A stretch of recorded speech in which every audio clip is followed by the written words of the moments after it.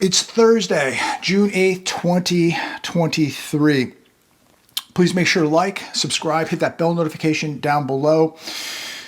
Let's get right into what's happening today. A few things I want to talk about, maybe a little bit off topic, but I want to start with this. Last night, I went to a barbecue joint, Babe's Barbecue out here in the desert, always good. They've really kept their prices fair, still giving quality food, large portions, good barbecue place out here in the desert, Babe's Barbecue, no relationship.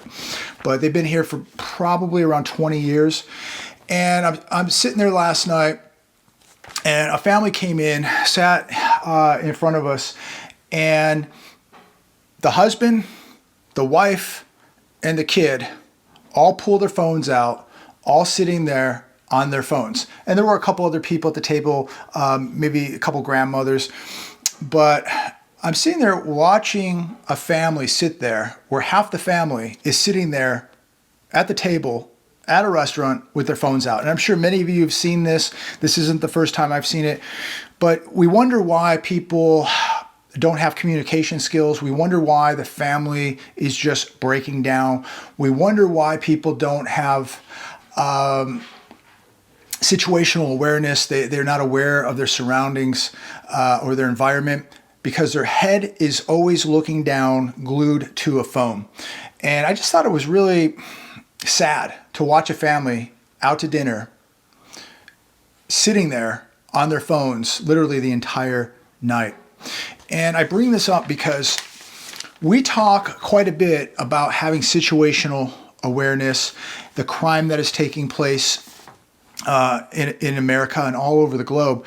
But there's a video going around. Many of you have probably already seen this on the news today, but this took place in France, where this loser is running around at a playground, an adult man running around at a playground with a knife, stabbing little kids and a couple parents. And these people are completely defenseless. One gentleman tried to intervene. All he had was a backpack, threw it at the suspect. That's all he could do, while little kids were being stabbed, parents were being stabbed. Absolutely frightening video. You can Google it. It's been on the news today. But if you're on your phone all the time and you're not paying attention, imagine, to your surprise, somebody is now attacking your kids. Imagine being at a park on a beautiful sunny afternoon and this evil demonic entity rolls up to the park and starts stabbing little kids. It's unbelievable the amount of evil that is running loose on this earth. So don't just sit there all day on your phones. Know where you're at. Know where your kids are at. Have security. Have a plan. I cannot stress the importance of security, ladies and gentlemen. Now, this happened in France. They really don't have security there. They don't really have the ability. Here, we still do somewhat, but there's more we can do here to defend ourselves than we can in France, without a doubt. But the first thing, the number one line of defense is having situational awareness, knowing your environment, paying attention. And so many people, they're at the park with their heads on the phone while their kids are playing, at the restaurant with their heads down on the phone. What if somebody walked into that restaurant? So people just really are not prepared to deal with the chaos. And speaking of more evil, how about this one today? Cold-hearted teens steal 8-year-old New York City boy's lemonade stand. They stole $150 from this kid, 8 years old. Apparently, he was at his lemonade stand. He turned around. They grabbed his money jar, snatched it with $150 in it. This is how low humanity has fallen. 3:20 p.m. in the afternoon, in broad daylight, a couple losers take all this kid's money. It said in the article that the kid loves business and he loves dogs. 30% of his profits go to Best Friends Animal Sanctuary. So again, my question, and I've been asking this quite a bit, what happens when things really break apart here economically in America? if people have the ability, the conscious or no conscious, to steal from an 8-year-old kid who's trying to make a couple bucks, who loves dogs, as I do, how bad can this get? Are you prepared to deal with very, very evil individuals? That is my question to all of you. If you are not, if you're not sure, if you have doubt, you better work on it right now, because this is only going to get worse every day. It doesn't matter what channel you watch, CNN, NBC, Fox, it doesn't matter. There is so much crime out there now. And somebody wrote me today talking about how it's coming into the nicer areas. It's going to keep coming into the nicer areas. Imagine if those grocery store shelves went empty. Imagine if inflation got so far out of control, people couldn't afford to shop at those stores. Where do you think they're going? They're coming to your house. They're going to take what you have. If they can take $150 from an 8-year-old kid right now, imagine what they would do to you. Jobless claims increased more than expected to their highest since October of 2021. 261,000 people filed first-time jobless claims last week. Again, the highest since October 30th, 2021. 27% more people are receiving jobless benefits now than they were a year ago.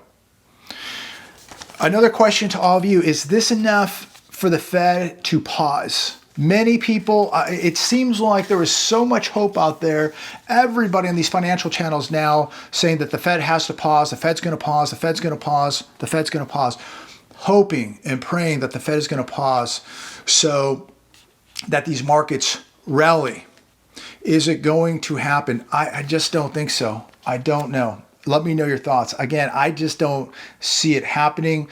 We still have a lot of inflation out there, and we saw Australia and Canada unpause, raise rates, and I just don't think that we can afford to take our foot off the gas pedal right now and pause. I think, in fact, Jerome Powell needs to be even more aggressive. I think he needs to raise 75 basis points next week, not 25 basis points, maybe a full point.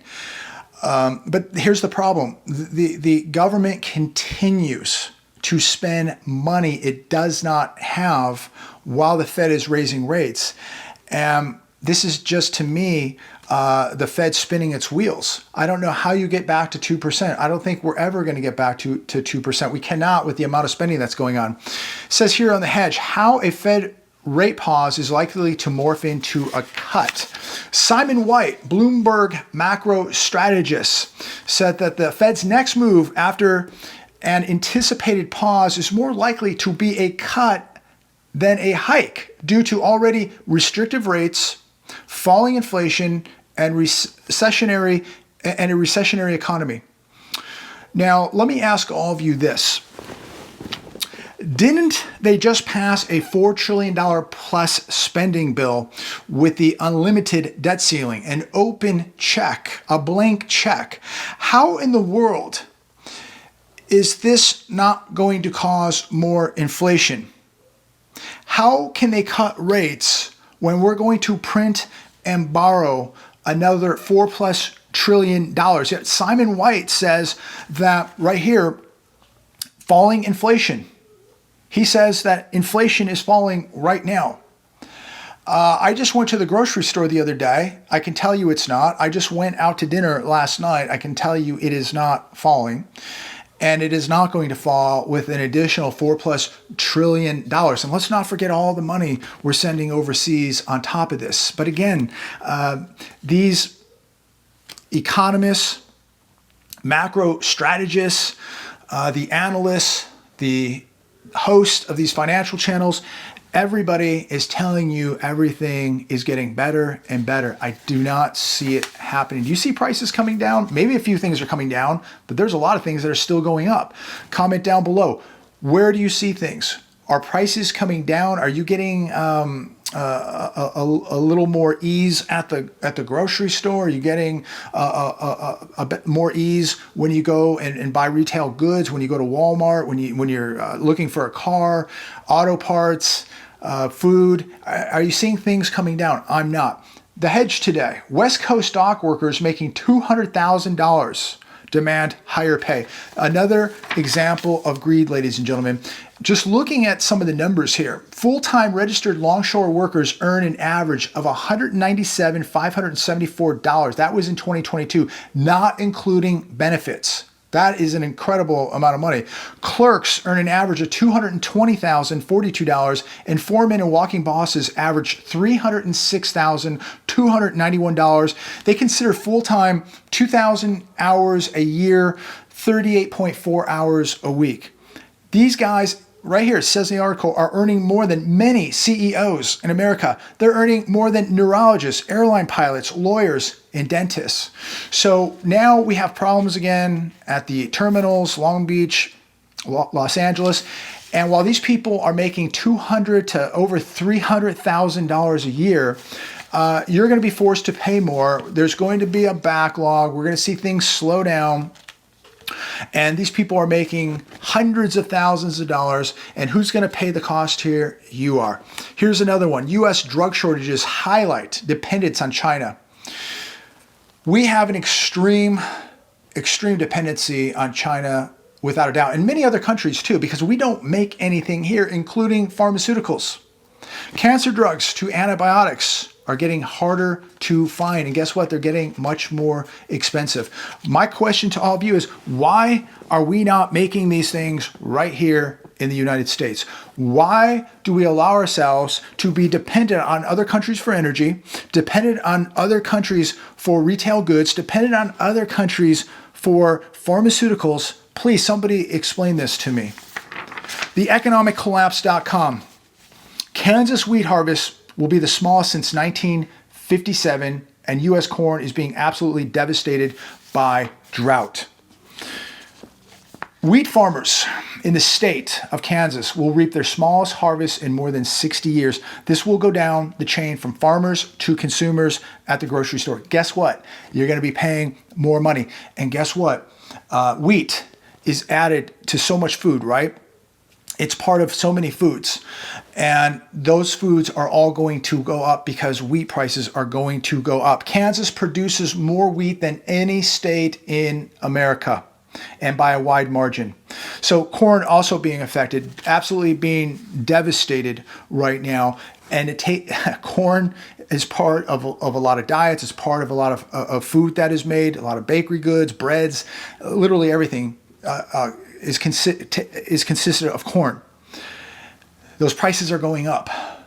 We're going to see at some point fuel prices going up too. So as the farmers are being devastated, food prices will go up, fuel prices will go up to ship it, and we're going to see possibly shortages. We know that meat prices are absolutely going ballistic. When I was at the grocery store, I could not believe how expensive meat is getting. Even a good hamburger meat at the butcher department is just getting so out of control. I do not know how people are doing it, especially people with families, with young kids who eat a lot of food. I don't know how they are doing it at this point, but just think about where we're at right now.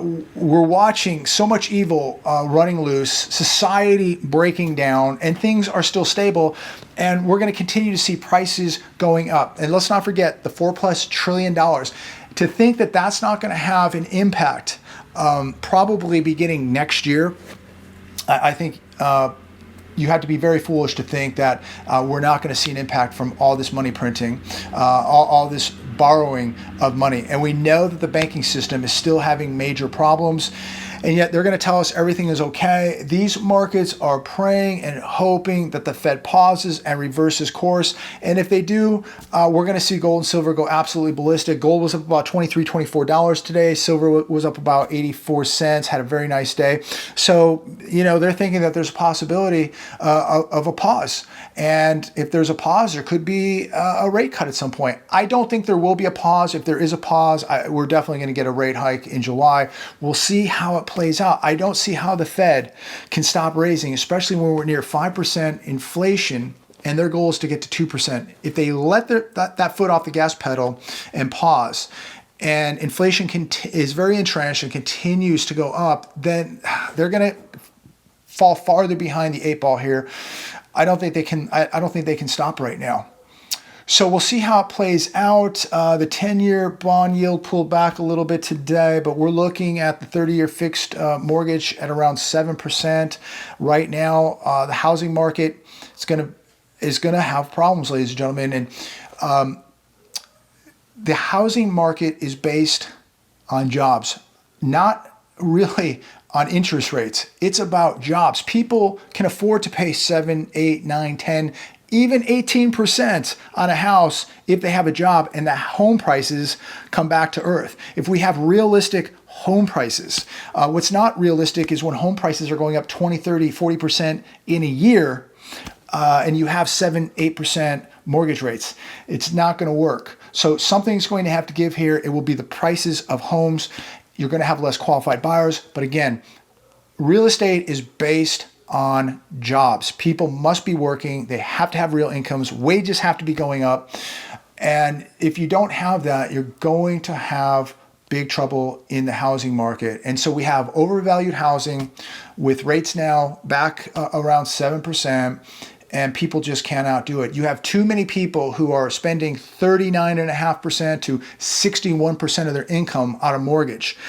They are one little accident away, one little emergency away from losing everything. And a lot of these people are going to, because as inflation continues to roll, as the economy continues to break down, as people continue to wipe out their savings, their retirements, live paycheck to paycheck, they are one accident away from losing everything. And it's sad to say, it's sad to watch, but that's the reality of it. And that's why so many people are going to lose their homes in America. Wages are not going to keep up with inflation. People are going to continue losing jobs, and people are going to continue losing their savings as it gets eaten up by inflation. So I'm going to leave it there today. God bless everybody. Feel free to comment about anything you want to comment down below. Please like, please subscribe, please share all my videos.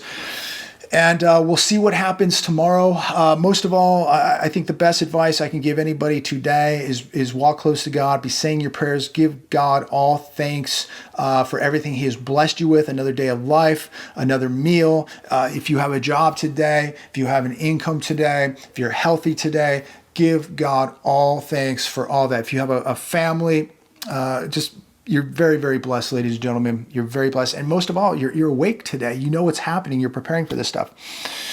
God bless all of you. Look forward, as always, to talk with all of you very, very soon.